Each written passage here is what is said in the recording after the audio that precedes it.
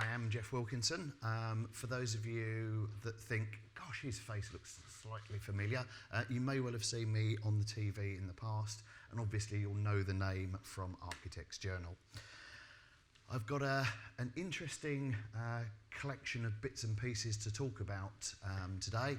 I've been asked to cover the current system, some procedural changes, the Hackett review, the RIBA plan of works, changes to approved document B, the legacy report, the implications of the changes, product specification, best practice, and liability if it all goes wrong in 45 minutes.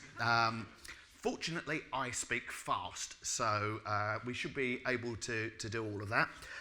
Obviously, the key focus today is on the future of the regulations, and there'll be an element there of prediction on my part. But before I do that, I'm going to take you back. I'm going to take you way back. I'm going to take you back to literally biblical times. Because in order to understand where the regulations are going, we perhaps have to look back at where they come from and what the purpose of regulation is for. Regulation essentially starts off from the perspective of you can't trust people to do what they should do, so therefore we have to have a set of rules. So society creates rules, regulations, and creates issues around that for anyone who then fails to comply with them. Some of the earliest building regulations go back to Deuteronomy, where we had, when you build a house, you must build a railing around the edge of its flat roof. That way you'll not be considered guilty of murder when someone falls from the roof. I think that's a good basis for any architect to start from. If your designs don't find you guilty of murder at the end of it, that's probably a successful day at work. Whizzing slightly forwards, within the UK, the main kind of fire regulations all came from the Great Fire of London. In order to address what had happened at that time, we started with a 1667 Rebuilding Act, which basically turned around and was very prescriptive. It said, you shall not build buildings out of stuff that burns. That's essentially what the regulations said at that time. And that's exactly how the regulations in the UK started to develop. They were always prescriptive. They told you all the way up until the 1960s, these are the materials that you can use, and you're not to go outside of the use of those materials. Then we had the Thatcher government. And at that time, we decided to move away from the traditional mechanisms that we had. And instead of turning around and telling you the things that you can't do, we actually turned that round into functional requirements. The functional requirements turned around and said, this is what we're actually trying to achieve. And the regulations themselves essentially turned around and said, you're supposed to design buildings so that they don't burn down. And then gave some guidance on how to do that, rather than specifics of this is what you're going to do. The idea behind this was that it was felt that regulations acted as a huge brake on innovation. They stopped new materials coming through. They stopped us actually progressing on. They were a real problem. They were quite bureaucratic, and the whole system back in the 1970s and into the 1980s was felt to be far too restrictive in the way that we were going to go for the future of architecture. But in doing so, we rewrote some of the concepts there. So at this point, it was said that there was no obligation whatsoever to actually follow the guidance in the approved documents. Previously, you had to justify very clearly and actually apply for relaxation if you went outside of the guidance in the building regulations as they were back in the 1970s and before. So this made it a lot easier for you to bring new materials in, new designs in, and to adopt new styles of, new architectural styles and materials. In fact, it goes quite further. It sets out a whole series of alternative solutions, alternative guidance, acceptable levels of performance. And it says within that the only things that are necessary are for you to meet the functional requirement of the regulations itself. So, for example, in most cases, the only requirement is that you're looking to protect life safety. You're not looking to to obtain property protection, for example. So it had quite specific limitations as well. So within British standards, there are a whole series of requirements within a British standard that don't relate back to life safety, for example. So as a result of that, there are great chunks that you can basically ignore within those British standards and still comply with building regulations. One of the ways in which I try to explain the building regulations to people is that it's effectively the equivalent of the MOT test. When you are looking at them, they're effectively the minimum standard that you need to achieve. But does anyone design a car to do exactly that, to pass the minimum standard of the MOT? And I would argue that no, they don't. If you were to design a car with a 3mm tread on the tyre at the point of sale, because that would be what you'd achieve to get through the MOT test, you'd have concerns about what is going on here. You, as a designer, wouldn't design down to that minimum standard. You'd be putting in seat belts, you'd be putting in anti-lock brakes, you'd be putting in airbags, you'd be putting in collision detection. You'd be looking to try and sell the thing on the highest standard of design possible, not we've designed it down as cheaply as possible to get you through the MOT. But that's the mindset that we now have in construction. That is the mindset that we've got. And in fact, we tend to go beyond that. We tend to go beyond that and actually say, well, look, do we really need 3mm of tread on the tyre? Because if I do something else, you know, if I put a better seat belt in, or I sort of strengthen up the front end, surely I don't need to worry too much about the brakes anyhow. And we've gone to a fire engineering point in time where we're actually looking to reduce down the compliance with that bit, not add on extras. We do not have within construction a situation where we effectively sell up the health and safety standards within our buildings. If you take food safety, for example, I can walk into any restaurant and I get a very good, clear indication, day one, of how many stars it's got, how well is that performing. If I buy a car, it's got an NCAP rating, tell me how safe that is. If I walk into a building, I might have details of its energy performance, I might have details of when the toilets were last cleaned, but I have no idea about the fire safety in that building. So one of the things I've regularly called for that's fallen on deaf ears is the equivalent of an NCAP rating displayed on buildings to explain to people how safe that building actually is. What design features does this building actually obtain? One of the problems, obviously, of this is that we've ended up with the situation at Grenfell Tower. By not putting fire safety at the forefront of our thoughts, we ended up with a situation in this country where we watched live on TV as over 70 people were effectively incinerated in one of the buildings that we'd built within the past few years. That is a shocking situation for us to find ourselves in. We are all part of the industry that created the situation that killed 72 people in that building. It is unacceptable for us to continue to allow that sort of thing to continue. It's unacceptable to continue the mindset that allowed us to be at that. We have to change that mindset. Could the government have done more? Yes, is the very quick answer to that. A particularly unfortunate headline there where the Tory government turned around and claimed victory in the bonfire of the building regulations. You'll remember that we had this policy of for every regulation that you bring in, you have to get one out. In fact, you need to get two out. In fact, at one point, it was for every one that comes in, you're looking at getting 3 regulations out. We had a situation where everything was about deregulation. It was about getting rid of red tape. It was about making it quicker and simpler and easier to build. And unfortunately, as I said right at the beginning, regulations are there for a purpose. They're there for the purpose of trying to ensure that when we actually go through these processes, we achieve what we need to achieve. And if you start to remove those, if you change the mindset, then all of a sudden you're going to end up with problems. So were there any clues in the run-up to that?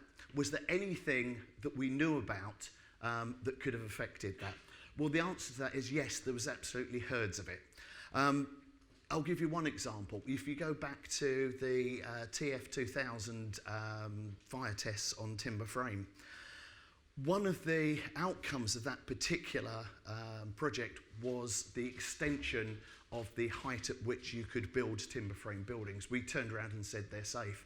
But what we didn't really do was actually point out that there were residual fires remaining in that test building after the test was actually completed. And that is something that I'm going to focus on a bit more as we go forwards. Then we had the Lakanal house fire. Now this was another huge example of the government not taking action on the things that they were asked to do.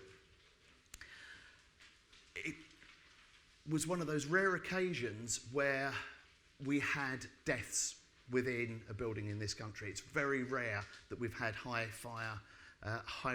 fire deaths in this country, but we did. And as a result of that, we had a coroner's inquiry. And the coroner's inquiry made specific recommendations to government. This is not something that happens every day. This is a highly unusual thing to actually happen. So it's not the sort of thing that you would expect to be ignored. The coroner turned round to the government and said, you must review Regulation B4 in regards to the external fire spread to the external envelope. You must look at reformatting the approved document to make it easier for everybody, not just the experts in their field, to understand what it is that you are trying to achieve. So they were given two particular recommendations in that. You may read in various places that there was a recommendation that sprinklers were installed. It actually said there was a recommendation that consideration to installing sprinklers was given. So that's actually something slightly different. It's also worth pointing out that in the case of Grenfell Tower, sprinklers would have had very negligible effect whatsoever. When you have a sprinklered fire, the concept of a sprinklered fire is that you get water onto the fire. The fire occurred in the back of a white goods appliance, which was effectively, as we tend to do these days, built into some wooden units. Water could not have easily got onto that fire in the early stages. The fire then got into the cavity, spread out to the external face of the building, none of which would have been in contact with the sprinklers.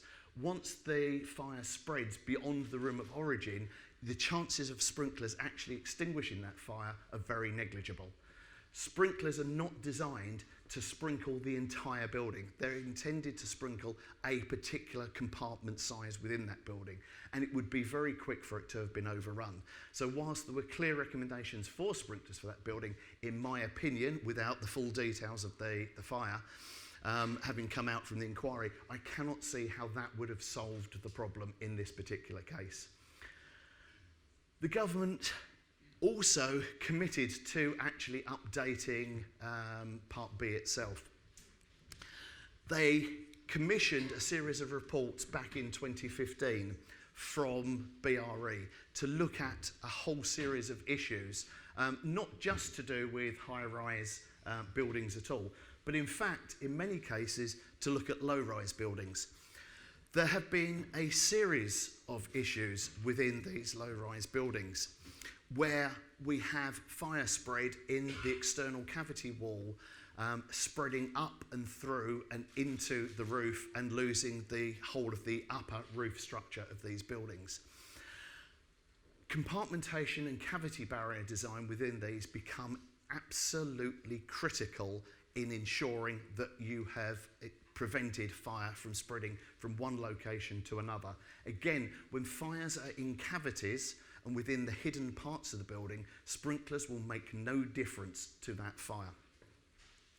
That was one of just a number of these examples. Here's another 4-storey residential building where, again, even though it was traditional block construction, as you can see, the fire spread through that building into the roof and we lost the roof of that building.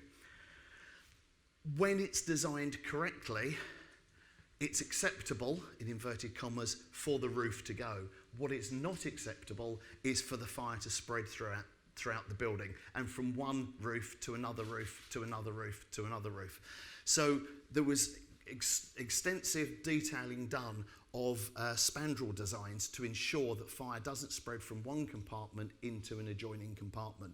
And as you can see, there's an example of the successful test that was carried out. Coming back to the changes to the regs themselves have been pretty minimal. If you actually look at the changes that have happened post-Grenfell, you'll find that the actual changes in there are minimal. In fact, if you look at the diagram to begin with, it appears to be almost exactly the same diagram that you had prior to Grenfell Tower. But what you need to do is you need to realise that they've added in a section under Regulation 7 about materials and workmanship. So Part B in itself has not changed. The actual requirement for external walls of the building shall adequately resist the spread of fire over the walls from one building to another, having regard to the height, position, etc. of the building, has not changed. The diagram has not changed. What has changed is the bit in Regulation 7. And in fact, to find out where the change really is, you effectively have to look down into the footnote right at the bottom where it adds in where Regulation 7.2 applies, please see this other bit of regulation.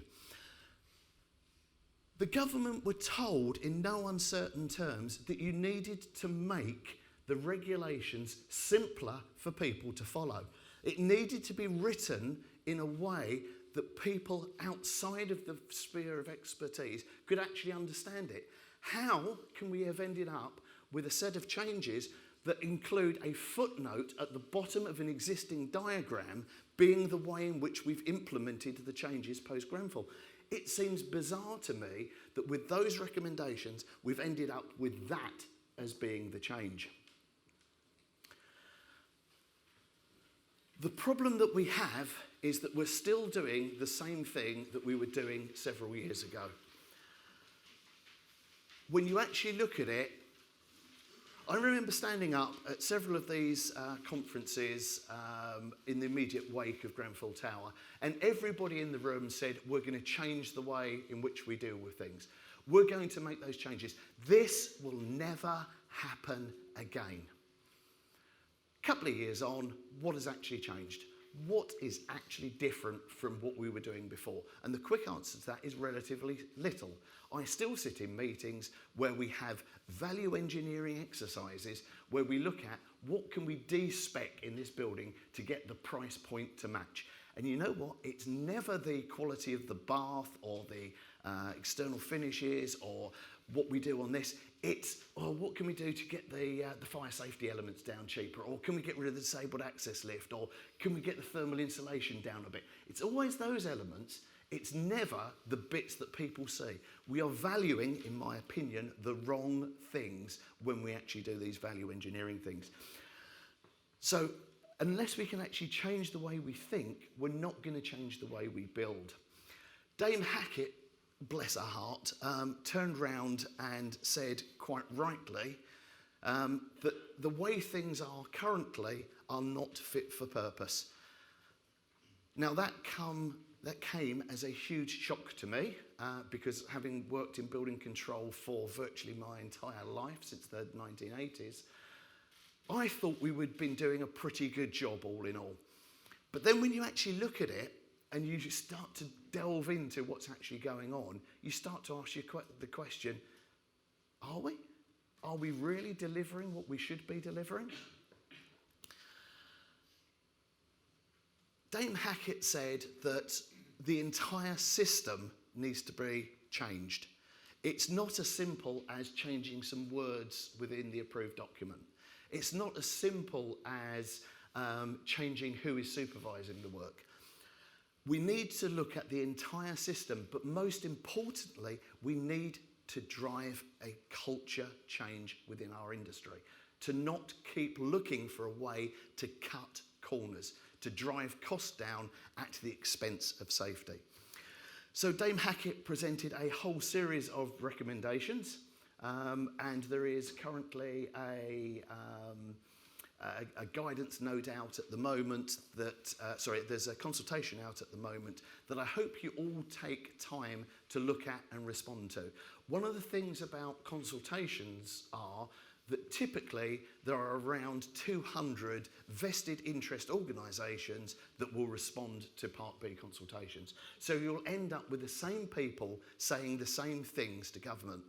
We need new people to come into it. We need the residents to have a voice going forward. We need the people who are users of the building coming forward. We need the individual architects in this room to start responding to government. Don't leave it to the RIBA. Make sure that you take some time out to read the implications and make suggestions, things that you see, because you're the people on the ground, not the vested interest organisations, the sprinkler organisations, the Society for Protection of Buildings, for passive fire resistance, for active fire resistance, for particular manufacturers of particular products. We need to ensure that everybody actually gets a voice and that those voices are heard going forwards. Dame Hackett's recommendation was initially that we should apply this to buildings that are 10 stories or more. If you look at that, let's have a look. There are around somewhere in the region of 2,000 to 3,000 of these high-rise buildings. If you look at the number of high-rise buildings proposed within London, there's somewhere in the region of about 500, I think, in total, if you add those up. Some of them are permitted, some of them are pre-planning, some of them are under construction.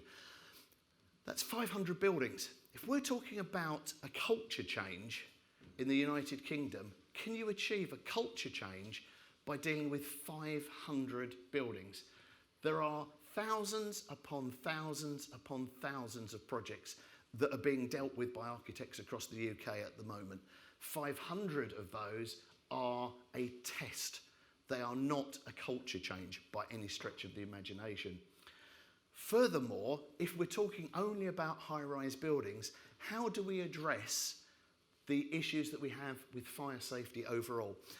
Whether it's Bradford, whether it's Summerland, whether it's King's Cross, none of these buildings were high-rise.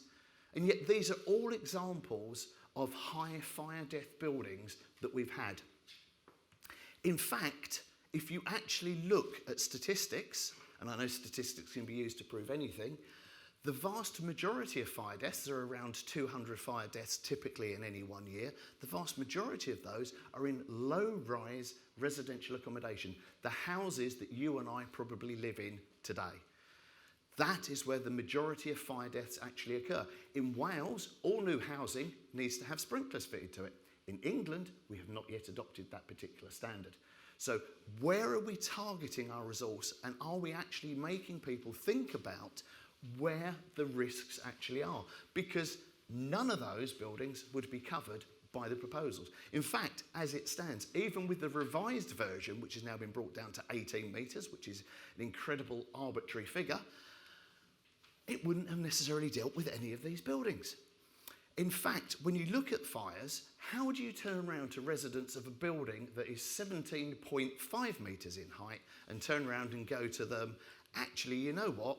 Your life is less important than the building over there that's 18.2 metres in height and would be covered by the regulations. Where do we get this from? Either it's safe or it's not safe. So let's try and look at it in that kind of context. So I really have an issue with the way in which Dame Hackett has chosen to separate this out.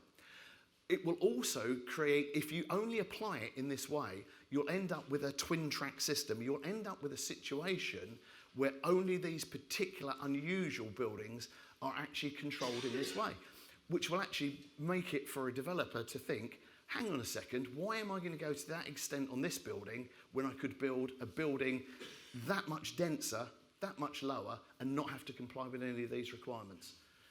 We need the recommendations to apply as far as possible to all buildings if we want to drive a culture change. A culture change is not a limited number of buildings. I love this one.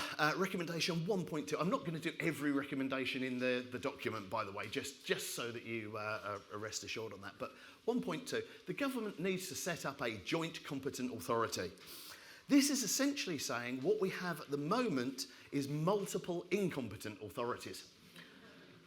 that clearly has to be what's being said there. So what we're going to do is we're going to take local authority building control, fire and rescue and health and safety executive, and we'll get them to work together to solve the problem.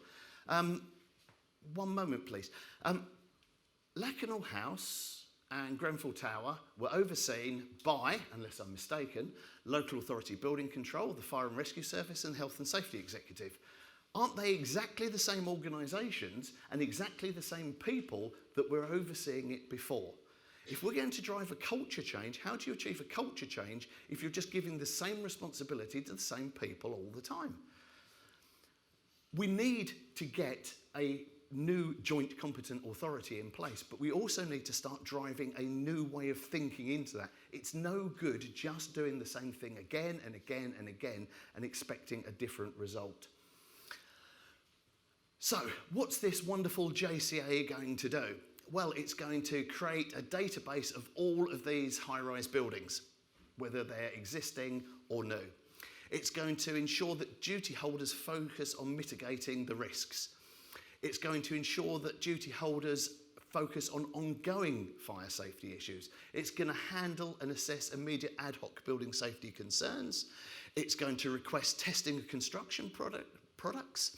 It's going to request annual reports from those testing houses, and it's going to help the new government body to validate the guidance going forwards. And on top of that, it's going to supervise all of the buildings that there are. That's one hell of an organisation, folks. How many people are we going to take in to resource doing all of that? What we need is additional resource, not just taking resource out of those existing organisations in order to be able to do that. One of the main recommendations within the report, and something that I definitely support and I've actually supported for a long time, is the concept of gateway points. Now, there are 3 proposed gateway points. The first one effectively is planning permission. The second one is the commencement of building work, and the third one is occupation. On the first one of those, the recommendation essentially is that when you're going in for planning consent, you think about fire safety at that point, which is a very good idea. In fact, it's a bloody good idea. And I'll tell you why it's a good idea, because the number of times I have been involved in coming into a project where an initial architectural firm have been employed just to get the thing through planning and have come up with a wonderful design, only for it to be presented to building control and it can't be built. It simply does not work. There can be situations where the fire service can't get to the building. There can be issues where the building required a completely different core because the means of ventilating the core didn't work. Or it could just be an issue with the general layout of the building, that there's way too longer travel distances within that building. So thought is not given to fire safety at planning stage. We need to ensure that the planning drawings would actually pass that fire safety test. And that means bringing building control in at an earlier point. One of the other things to bear in mind as well when you're doing this is think about fire safety during the construction phase as well. If you are building a building which isn't a high-rise building, but in doing so you're going to be closing off the roads that give access to the Shard or to one of these other high-rise buildings, what happens to the fire service access during that point in time? Have you actually thought about some of the implications of what you're proposing? Because it doesn't actually just talk about the requirement here applying to the high-rise building itself. It also says if you're building in the vicinity of a high-rise building. And I'll come on to that as well in a few minutes. This is a wonderful one. This basically is saying that we should stop the concept of building notices, which I have said for as many years as I've been doing the flipping thing. We cannot have a situation where builders start on site and haven't got a clue. We cannot be in a position where you get more detailed instructions for an IKEA wardrobe and how to put that together than you do for a high-rise building, and yet potentially that's what we've got. And that's what's happening every day just on small domestic extensions. It can be on new build houses. The number of times I get a set of planning drawings and maybe a set of very loose building control notes. How do you put that together? How do you understand how that building actually works? It then requires very high levels of competence on the part of the contractor, who may or may not be familiar with the particular type of construction that you're looking at. And as you start to develop new forms of construction, so that requirement for the builders to be competent and understand exactly what it is that's being proposed comes into effect. Local authority building control reckoned that they identify at least 476,000 things wrong with plans before they get to site. To be honest, I reckon I get a fair wedge of that on my own. The number of plans that do come through where we actually can approve it without asking for extra detail or saying that this, that or the other is wrong are actually fairly small. There were 3,973 interventions within a 3-week period, which represented somewhere in the region of a 40% risk of failure if people had actually built to the plans that were initially submitted through to building control. So I think it is vital that we end up with a set of detailed approved plans in advance. Prior to completion, it's important that there is a check to ensure what was specified and agreed in the first place is what's actually delivered. Because, as I pointed out in the approved document slide right at the beginning, the issue here is that there is no change control in it. Just because you specified something doesn't mean to say that's what's delivered. In fact, as a building control body, I cannot insist that you build to the plans as it currently stands. The requirement is simply that whatever you put in complies with the regs. And I have then, on the hoof, got to try and work out whether or not what the change is actually complies or not. As an example on that, one well-known manufacturer of insulation turned around within a couple of days of Grenfell Tower and said, yeah, hands up, that's our insulation on it. A couple of weeks after that, another insulation manufacturer suddenly discovered that their insulation had been put on that building without them even realising that it had been delivered to site. How does that happen? It happens because there's no change management process. Part of the requirements going forward will be that there is proper, responsible change management. And it will mean that changes that affect fire safety should go back to building control for building control to sit and approve. Bear in mind that if that is the case, how's the JCA going to deal with this? Every time the builder does something slightly different, it could be moving a petition, it could be changing the swing of a door. Any of those things affect fire safety. Back to building control. Will we ever build anything again? On top of that, and this I think is very worthwhile having, is an ability for building control to issue stop notices. At this point in time, if you are doing something wrong, I cannot issue a stop notice and make you stop. In fact, enforcement is incredibly difficult for building control. It's also incredibly difficult because there are a series of vested interests involved with all of this. We do not have a situation where enforcement is separated from service provision. So let me give you another example on this. Back to the MOT. You take your car to an MOT station to get it tested, okay? If, as a result of that, taking it to the MOT testing station, you were arrested because you'd been driving that car around with bald tyres, you would not take it to that MOT testing station again. So what we do with car safety is we have different enforcing bodies. You have someone that's doing the testing and gives recommendations and a certificate of approval, and you have the police who will be the people who will actually pull you over and arrest you. We need to separate out the enforcement and service provisions, not least because Lakenhall House, Grenfell Tower were owned by the local authority. It is very difficult as a local authority building control officer to turn around and say, I'm going to close this building and make X number of people homeless when I, as the authority, also have the responsibility to then rehome those people. We have to take that link out, whether it's local authority approved inspectors or whoever else.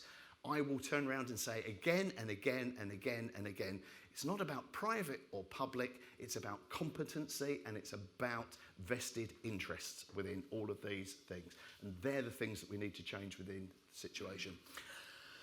There's a whole series of recommendations going forward about products. It's vitally important that products are actually tested and tested correctly and that those test certificates are valid, and that you as architects ensure that you ask questions about those products.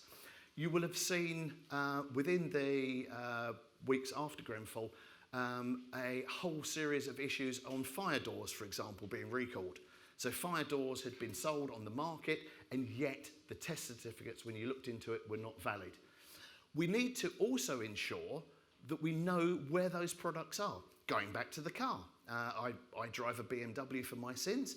I have had a recall notice from BMW telling me there's a fault with the fan in my BMW. Could we turn round and say that there is a fault in the insulation, in the fire door, or in this particular product on all of the buildings that we've actually got around the country? And I'll tell you the answer to that. The answer is no. And the reason that we know the answer to that is no is because rather than simply doing a recall on all the ACM cladding when we identified that that was what it was, we had to get people to take samples off of their building to send in to the government to test whether the cladding that they had on their building was the type that was affected or not. We do not have product traceability, and moving forward, product manufacturers need to, one, sort out their testing, and two, sort out traceability of their products. So it will mean barcodes, it will mean that the installer on site GPS positions what they've actually got. When we get to a BIM model, for example, there's no reason why all of that information can't literally be put onto a computer system at the end of the evening. You can have all sorts of ways in which you can do it. In particular, you want to be looking at product specification. What is it that you're specifying? Is it fit for purpose? Something as simple as roofing battens. Roofing battens should, generally speaking, in most cases, be fire rated. Are you specifying fire rated battens, or does your specification note simply say battens? Just bear that in mind, because that's something as simple as that can actually have an effect. RIBA have reflected on the plan of work as it stands at the moment, and they've looked at all of these recommendations and how they would fit with the plan of work, and they've made suggestions on how that should actually change. So you can see in there some key fire safety points that are in the plan of work. If you're not currently looking to work to this plan of action, then I would suggest that you need to change to start working to this plan. You cannot have missed in the press in recent weeks the issue about building control and the role of building control. Firstly, let me point out that building control are not responsible for compliance, bizarrely. Okay? In the same way, the MOT testing station isn't responsible for compliance. You as the owner of the car are responsible for compliance, or you as the designer of the car are responsible for compliance, or you as the manufacturer of the car are responsible for compliance. Added to which, bearing in mind as well that we're going to take some of these building inspectors and dump them into the JCAA, how on earth are building control actually going to oversee these works going forwards? And the answer to that is, frankly, I haven't got a clue. We are already in problems, okay? And they have been made worse in recent weeks by issues over the insurance requirements for approved inspectors. A number of approved inspectors are struggling to get PI insurance for coverage of their work, which means that they will no longer be able to offer a building control service because you must have that insurance in place in order to act as an AI. As a result of that, it is believed that several thousand projects are going to be reverted back to local authority building control who are already overworked, and they're going to have to then go through all of those projects and start checking and recertifying those projects. One of the biggest issues as a building control officer I have is that my day involves me travelling from site to site to site. The actual amount of time that I can give to any one site is relatively small because of the amount of time that you're spent travelling from one site to another to another.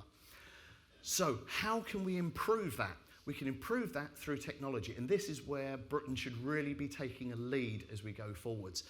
Remote inspection technology. It could be as simple as, and this can be driven down to the small domestic extension, why can we not have a situation where with GPS positioning, the contractor can show me around that site and I can check and see and approve it?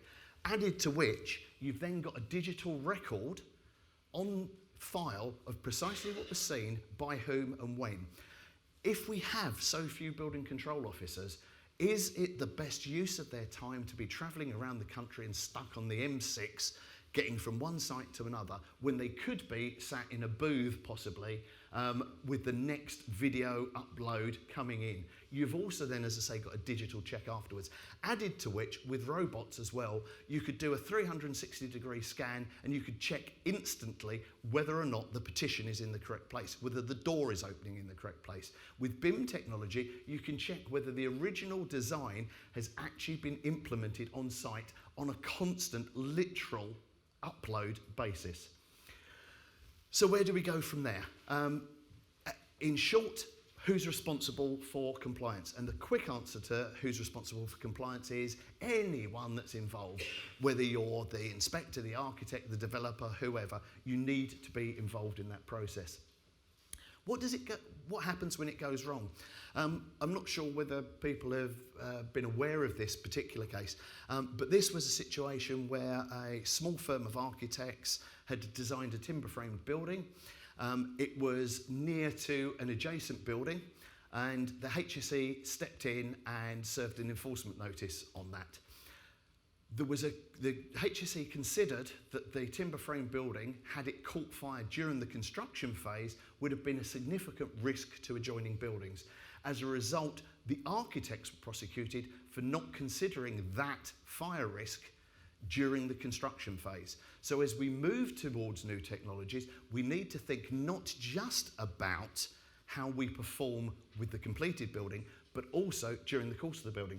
If you imagine these high-rise buildings that we're proposing that are in timber frame, before the fire protection goes in, before the sprinklers go in, before the fire exits go in, before the fire doors go in, you're going to have people working on those buildings.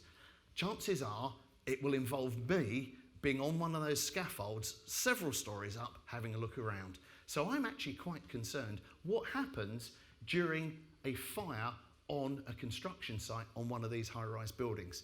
We need to ensure that the fire protection is in place and operates at an early stage.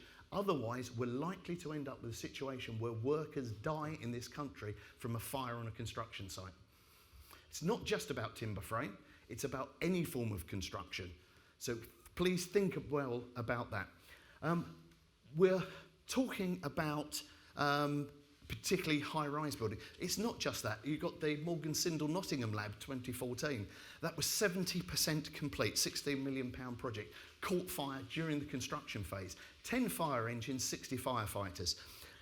We're looking to drive towards zero carbon. That, my friends, is not zero carbon. Zero carbon means multiple things, okay?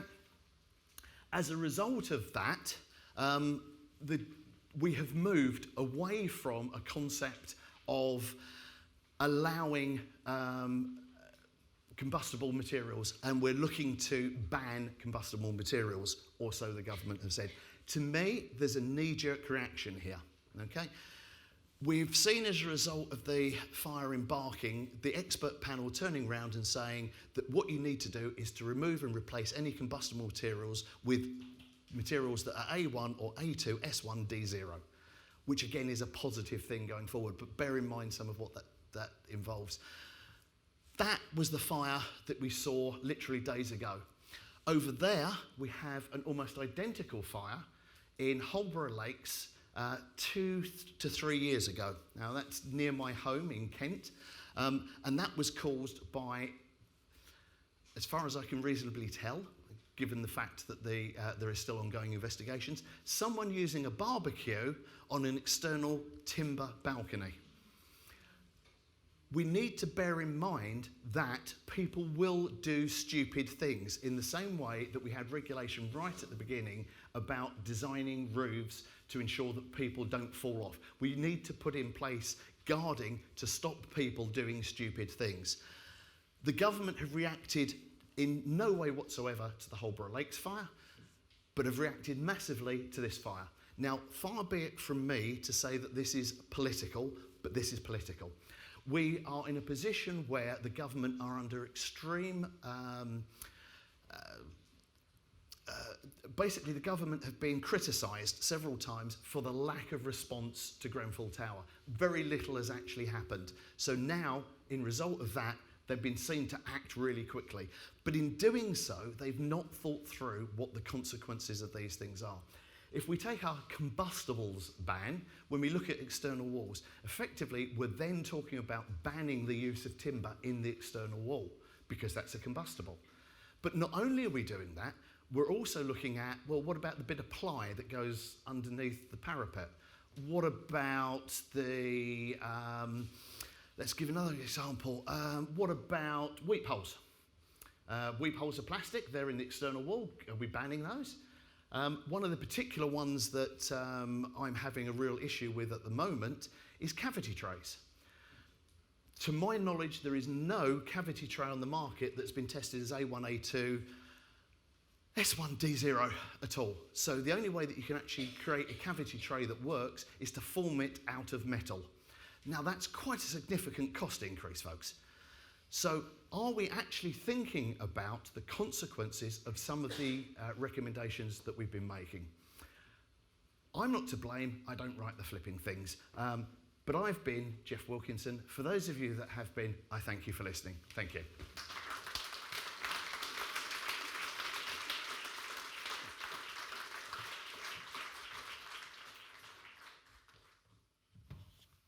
Well, thank you, Geoff. It was a really brilliant presentation, I thought. I've got some questions, but perhaps I'll, at this point, just see if anyone in the audience has a question they would like to put to Geoff, please. Yes, there is a mic coming round, so if you can just wait for that and say who you are. Thanks.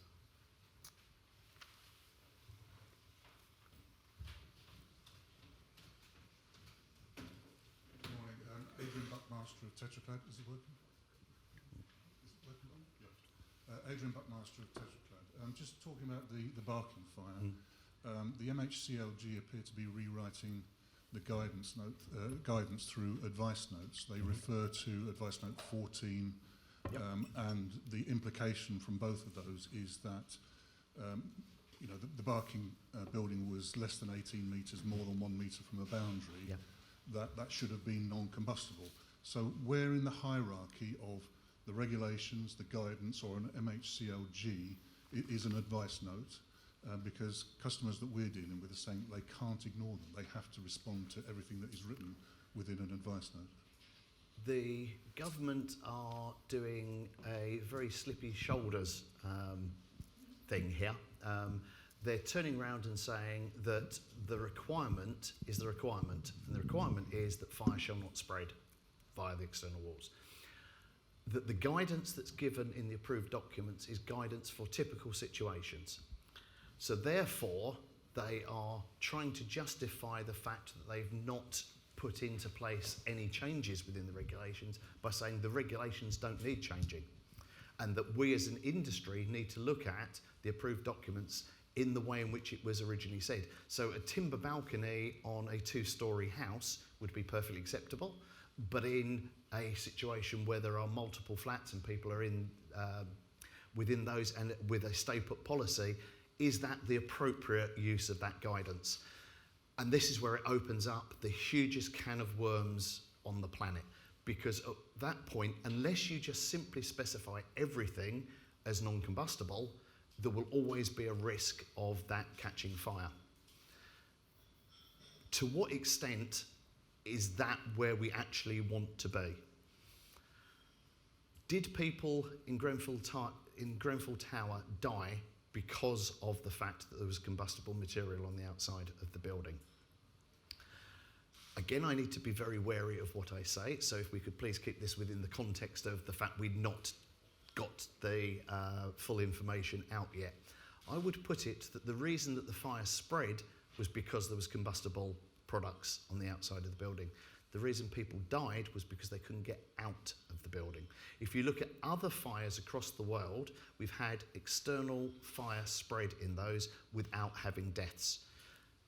There is something very different about Grenfell Tower. Now, whether it's the fact that the staircase wasn't right, the firefighting lift wasn't right, the compartmentation wasn't right, didn't have sprinklers, stay put advice, whether it's all of these factors that actually put together. So are we jumping to the wrong conclusions and making knee-jerk reactions to those? I would say that what we need is a detailed campaign of research and, at the earliest possible date, release of information on Grenfell Tower so that we can start drawing some logical conclusions.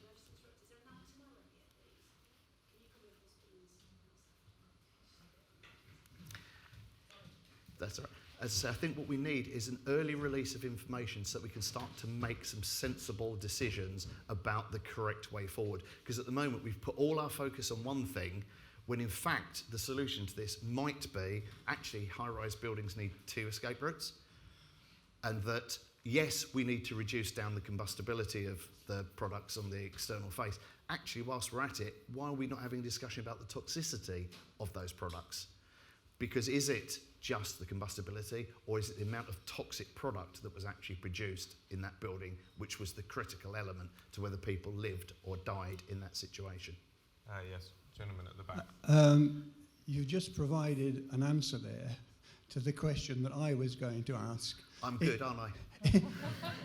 In that your talk didn't, in my mind, concentrate enough on the reasons for the deaths at Grenfell, external combustible cladding, and stay put. Was it actually the design of the escape stairs that caused, or the very poor advice of the fire service? In my opinion, the inquiry's kicking that down the road. The stay put policy is fundamentally flawed.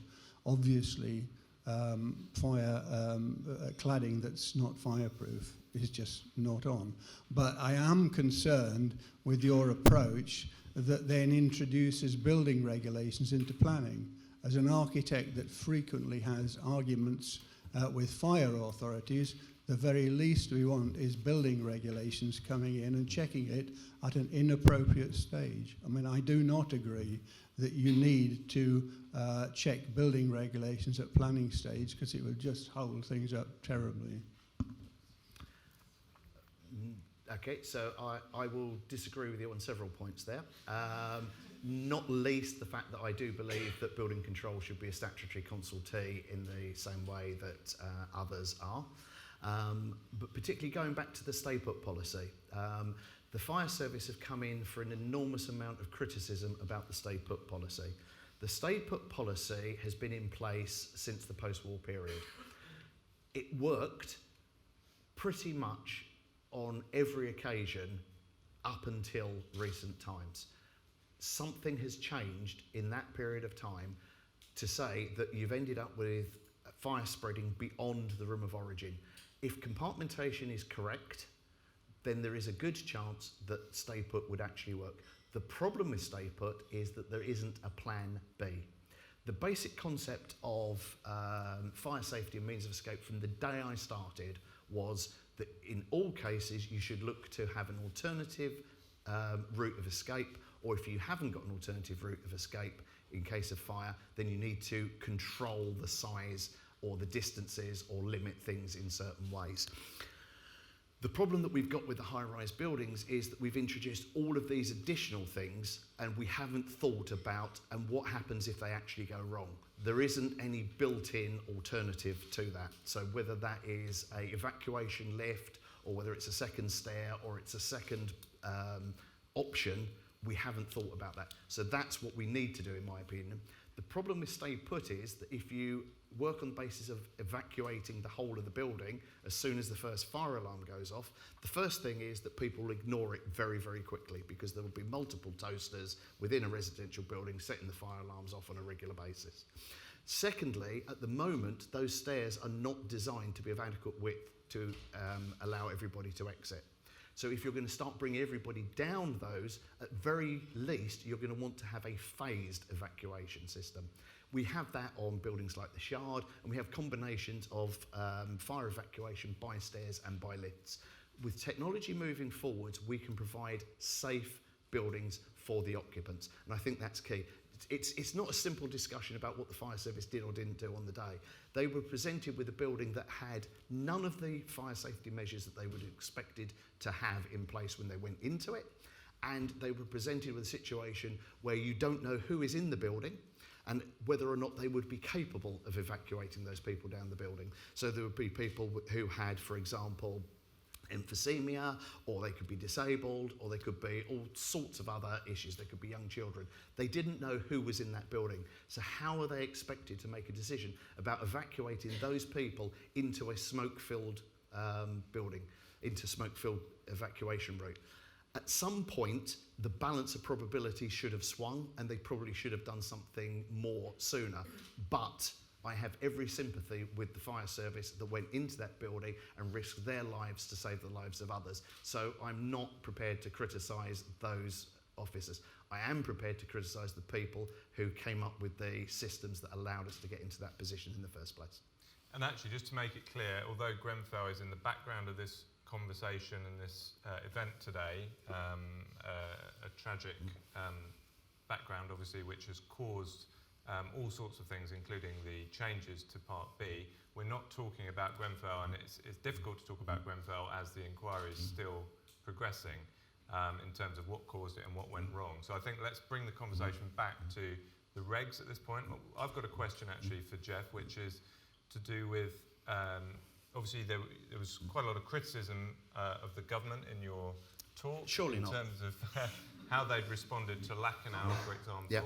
Which has been in the press again in the last week or so, in terms of warnings to ministers, and also in terms of, I think, the way you characterised sort of knee-jerk reactions and badly thought-out reactions in terms of what they've already done to the building regs post-Grenfell. So my question is, what degree of confidence do you have, Geoff, that the government will eventually get this right and create a system of building regs that performs better in terms of building safety and fire safety? Boris is going to be Prime Minister, isn't he? I'm trying my best, you know. I think as I say, we need to have adult, grown-up discussions about what is actually happening and what we're looking to actually achieve. As I say, I have huge concerns that the wrong voices in many cases are being listened to. Because Johnson, just in case people didn't understand that comment, Johnson's There's a subtext, yeah. Johnson's very pro-deregulation, isn't he? He is, yes. Yes, So he's come from very much a platform of deregulation. Yeah. We've had massive announcements within the sort of past 48 hours about a house building program that's based on off-site construction, which typically tends to say modern forms of construction. Do we actually have the knowledge, understanding and testing of those? When it comes to materials, our traditional materials, stone, brick, etc., even timber traditionally, we have lots of good research on. Okay, we know exactly what's happened with those in fires, and we've got lots of good information. Most of what we currently do is still based on the 1945 onwards post-war fire studies, which are great, but do they reflect what we actually have in our buildings at the moment? And one of my concerns is that research hasn't been invested in to get us to the point of actually understanding products, etc., as they go forward. In particular, we have something called a British Standard 476 time temperature curve. Is that still realistic? We basically work on an assumption that we're going to test all of these products with a crib, a timber crib. Quick, have a look around. How many people in their homes have a timber crib in their front room?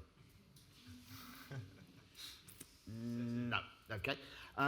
How many people actually have plastics, electronic goods, and goodness knows what else within their front rooms? We're getting a situation where there is so little storage space within our dwellings.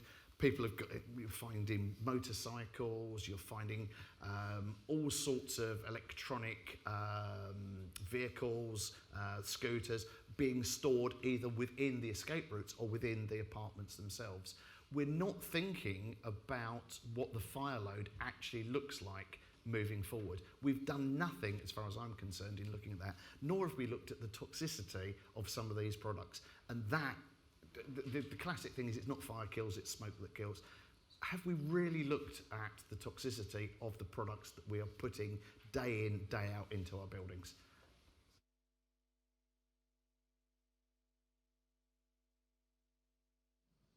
Time for perhaps one, maybe two more questions at this point, and we can obviously return to some of these topics when we have the panel discussion later. Lady at the back, you've got the mic already. It's just a quick one, really. One of it was Could you about... just say who you are? Oh, please? Barbara McFarlane, architect. I started out working for local authority where we had clerk of works. And, you're talking about quality control. I think, what you're saying is BRE needs to be expanded so we can actually do proper tests on what we've got. At the same time, we need proper quality control. Building control fees are extremely low for what we are asking them to do, and we do want proper oversight, I would say. I'm not sure about the idea of the nice little gadget that's sort of linked to BIM, because I think that's going to take 10 years or more for people to get up to speed with. We need an interim, and it would seem you need to have boots on the ground for that. Clerk of works, building control fees should be allowed to go up to reflect I fully support the fees. Well, no, they should, because I've recently tried to get PI insurance, and the first thing they said was, have you done cladding? So we said, yes, we have, timber cladding. I had to spend a day going through every project, listing out what the insulation was, whether it was 476, blah, blah, blah. And if not, was it class 1? Was it class A1? Yep. Well, most of it isn't. And, those products, for example, Kingspan, to mention one, 55, the wall one, says it's class C. At the same time, we've used fiberboard, Pavatherm, that sort of thing over the years. That seems to perform better, but that's class E. So, there are things that are very out of date with those tests, as you say. Definitely. I think, so there are a couple of points there. I think the first one is that, yes, we can't rely on an occasional building control inspection to be carried out to pick these things up. In many cases, the building control fee will be, for the sake of argument, £1,000. If you said that to have a good qualified building control professional come out, you'd be looking at a £75 an hour kind of chargeback rate. Work out how many hours in total that is of input that you're actually going to get from that building inspector. It's not a lot, is the quick answer to it. So yes, you do need to up the inspections. Whether or not that's a clerk of works, or whether as architects that you become more of a supervising architect role, so that you actually ensure that what you designed is actually what's being delivered on site. But do we have the skills and competencies as of today to be able to do that? Will we have those going forwards? Hate to use the word, but Brexit is not helping in any name, way, shape or form. There is a massive problem with experienced resource within the UK as it is, and that is only going to get worse. So unfortunately, we do need to use technology, in my opinion, to move forwards. We're going to see that in pretty much every sector that you look at. So we need to be starting to implement that now. And we can do that with relative ease. And as I say, the important thing about that is that you will then have a proper digital record moving forwards. And the reason I say that is because I know for a fact, as a building inspector, I will go down on day one, inspect it, sign it off. 3 weeks later, it doesn't look, when it's closed up, anything like what I saw 2 to 3 weeks beforehand when I signed it off. Regularly, I will, if you go down on a random visit afterwards, you'll find that sections of cavity barriers and fire stopping have been damaged or removed or drilled through or goodness knows what. I've had situations where you've insisted that fire doors are put on, and I know that when you actually see it advertised online later, oh, hang on a second, there are no doors in this particular building anymore. Why is that? So there needs to be a clear digital record, because if people are altering or affecting it afterwards, we do need to know who's responsible for making those changes. So having that kind of technology, and that kind of technology is literally on our doorstep at the moment. So I would argue it's not 10 years away. If we started to be an early adopter of it, we could be there within a couple of years tops. I'm going to take one more question. We need to be quick, though, to keep on schedule. So this gentleman towards the front. Thank you. Hi, should be fairly quick, thanks. It's Mike Barry from Goldcrest. I just want to make sure I've understood things properly. I just looked at the title of the class again, everything you need to know about the new regs. And I wasn't sure from listening to you whether there actually are any new regs yet. The quick answer to that is there are no new regs. Yeah. So there's a lot of consultation. At best, there is some changes to the guidance and the subtext, etc., etc. That's the approved document, not the building regs. Exactly. But the regs are pretty much unchanged, apart from Regulation 7, which has got that new bit added into it, which covers the... That is the we building are regs. asking Geoff to do some crystal ball gazing, so... Yeah. Okay, no, just to check that. Yeah, no, you're correct. All right, well, thank you very much.